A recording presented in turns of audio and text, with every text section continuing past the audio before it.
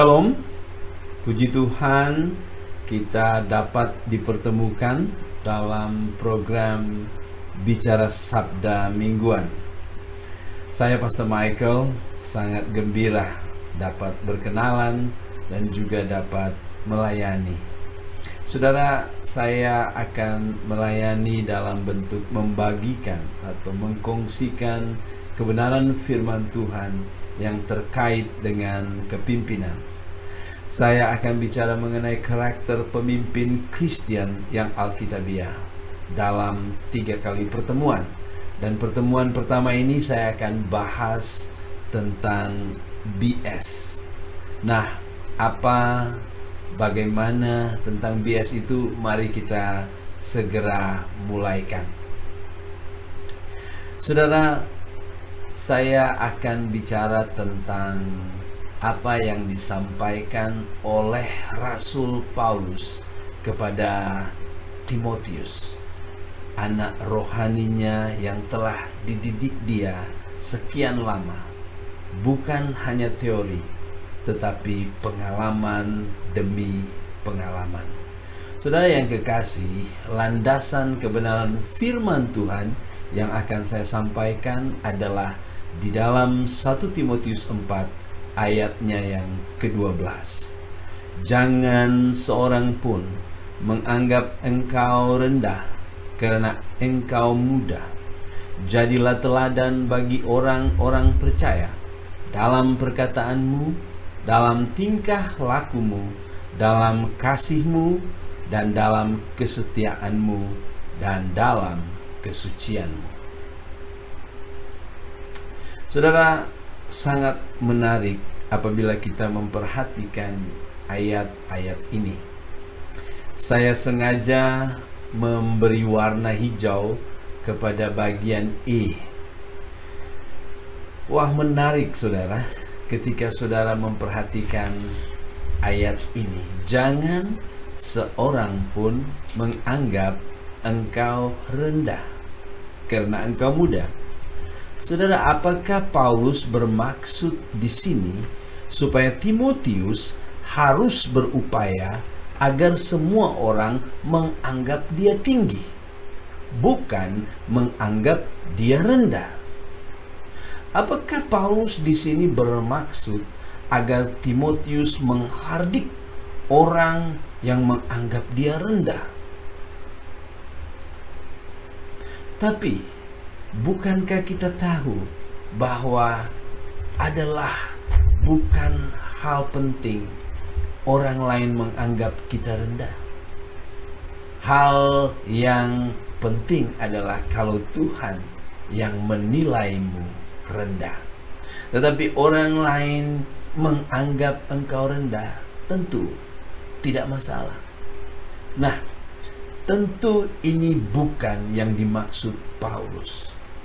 Apa sesungguhnya yang dimaksudkan Paulus dengan mengatakan jangan seorang pun menganggap engkau rendah karena engkau muda? Untuk itu, saya menyiasat ayat ini dan beberapa hal yang saya dapatkan. Yang pertama adalah kata rendah di sini. Jangan seorang pun menganggap engkau rendah. Saudara, kata rendah yang digunakan di sini, kata aslinya adalah kata phroneito. Dan kata phroneito ini, apabila kita lihat dalam leksikon atau kamus, kita dapati artinya adalah memandang rendah, hina, sepele, mengabaikan. Wah. Dan apabila kita lihat dalam terjemahan versi AVB, itu jauh lebih clear, itu jauh lebih jelas. Dia berkata, jangan biarkan sesiapa menghinamu karena usiamu yang muda. Saudara, apakah penghinaan terhadap Timotius sedang berlaku? Atau maksud Paulus di sini adalah nanti jangan biarkan orang menghinamu. Ternyata apabila kita menyiasat lebih jauh lagi, saya melihat seperti yang disampaikan oleh Dr. Simon Pyatt dalam bukunya Galila di situs sabda.org. Dia berkata seperti ini. Saya akan baca mulai dari bagian ini saja, yaitu pada waktu itu kata neotos atau muda masih boleh diguna berkaitan dengan orang yang sudah 30 sampai 40 tahun seperti Timotius. Perintah negatif seperti ini, yaitu perintah jangan supaya ada seorang pun meremehkan atau menghina engkau, bersifat terus-menerus. Sering bicara mengenai situasi yang nyata dan boleh diterjemahkan sebagai jangan lagi, jangan terus. Jadi jelas di sini menunjukkan bahwa Timotius sedang dihina. Timotius sedang direndahkan dan sedang diremehkan dan tidak diambil berat sama sekali tentang dia. Tentu tidak semua orang melakukan itu, tetapi ada orang-orang tertentu yang mempunyai pengaruh, yang mempunyai posisi. Nah, dengan melihat hal ini, maka Paulus melihat bahwa ini jangan dibiarkan terus seperti itu. Mengapa? Karena kalau hal ini terus dibiarkan, ini boleh mempengaruhi BS Timotius. Timotius akan berpikir bahwa apa yang mereka sampaikan itu adalah sesuatu yang benar, adalah sesuatu yang betul, bahwa ya, saya hina, saya rendah, dan saya tak layak diperhatikan. Timotius boleh diyakinkan untuk menerima hal ini. Jadi saudaraku, ini tentang BS Timotius. Ini bukan tentang Timotius perlu menghentikan hinaan. Tidak. Tetapi Timotius perlu menjaga minda dia, agar mindanya menyadari bahwa hinaan itu tidak benar. Timotius harus menjaga mindanya karena ini terkait dengan keyakinan, terkait dengan BS, belief system, seperti yang sahabat saya katakan, founder dan CEO Leaderonomics, Pak Roshan Tiran. Sangat menarik apa yang dia sampaikan. Tidak ada kekuatan memberi arah yang lebih dominan dalam perilaku manusia selain kepercayaan. Kepercayaan atau keyakinan Anda memiliki kekuatan untuk menciptakan dan menghancurkan, dan kepercayaan ini semuanya tersimpan di mata pikiran Anda dalam suatu sistem yang saya sebut BS Anda, belief system, sistem kepercayaan. Jadi BS atau sistem keyakinan yang akan memberi hala tuju, yang akan memberi arah untuk Timotius berperilaku, sedang dibentuk. Apakah pembentukan itu meruntuhkan atau membangun? Dan saat ini sedang meruntuhkan. Dan ini yang Paulus tengok. Dan ini yang Paulus cegah. Timotius, jangan biarkan. Maksudnya, jangan biarkan BS-mu, belief system-mu, landasan keyakinanmu dibentuk oleh mereka. Mereka sedang memojokkan kamu untuk yakin bahwa engkau hina. Mereka sedang memojokkan kamu untuk yakin bahwa engkau tidak berarti, bahwa engkau sepele dan tidak punya kesan apa-apa. Paulus berkata, jangan. Stop. Jangan menerima itu. Boleh mereka bicara terus menerus, tak kisah. Tetapi kamu harus hentikan itu. Kamu harus memandang itu sebagai sesuatu yang tak betul sama sekali. Tak sesuai. Saudara yang kekasih di dalam Tuhan kita Yesus Kristus. Apakah Paulus bermaksud untuk Timotius menjadi tinggi hati, menjadi angkuh dan sombong? Tidak. Tidak sama sekali. Tetapi yang Paulus inginkan di sini adalah Timotius jangan memiliki bias yang keliru.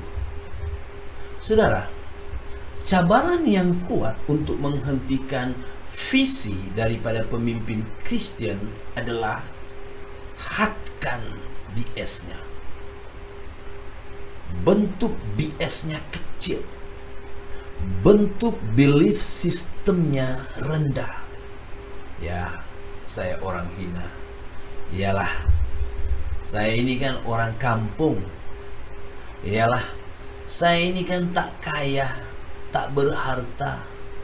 Ya, saya ini kan orang tak berpendidikan. Ya, saya ini kan bukan orang bandar. Siapa saya?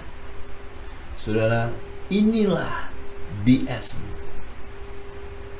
Benarkah demikian? Sebagaimana Paulus melihat bahwa ini sesuatu yang serius dan harus dihentikan, maka firman Tuhan pada malam hari ini bicara kepada siapapun Anda. Tidak. Stop. Hentikan semua hinaan itu. Maksud hentikan di sini adalah jangan setuju. Jangan ambil itu dan diyakini oleh engkau. Jangan, saudara. Mengapa? Karena siapa sebenarnya yang duduk di dalam hidupmu? 1 Korintus 6 ayat 19 menyatakan bahwa Roh Kudus yang diam di dalam kamu, yang diam di dalam kita adalah Roh Kudus. Oh, benarkah? Sejak bila Roh Kudus duduk di dalam hidupmu? Roh Kudus duduk di dalam hidup kita saat kita percaya.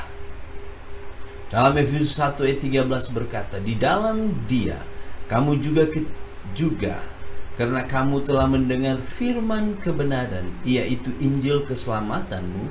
Di dalam Dia kamu juga ketika kamu percaya dimeteraikan dengan Roh Kudus yang dijanjikannya itu.